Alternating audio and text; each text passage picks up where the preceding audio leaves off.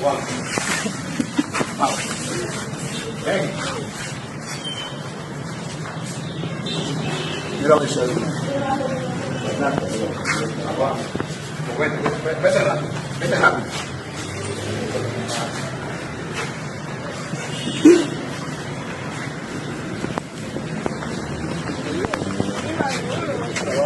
Primo, gracias.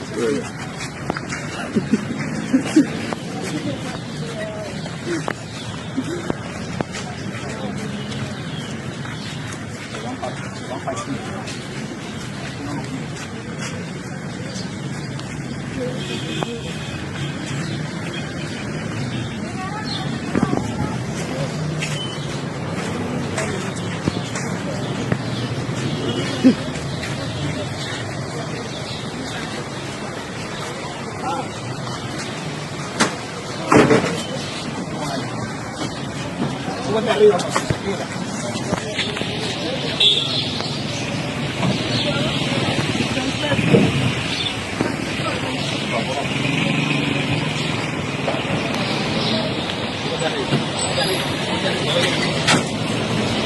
No, nosotros hemos tenido que arreciar el tema del desorden que tienen los haitianos en nuestro territorio.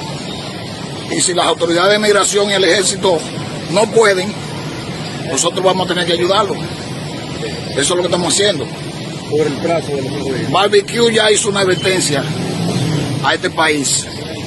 Y nosotros no podemos quedarnos con los brazos cruzados. No podemos quedarnos con los haitianos de manera ilegal aquí, en nuestro territorio. Por el caso de 5 días, Rivero. En 5 días, haitianos que nosotros encontremos de manera ilegal viviendo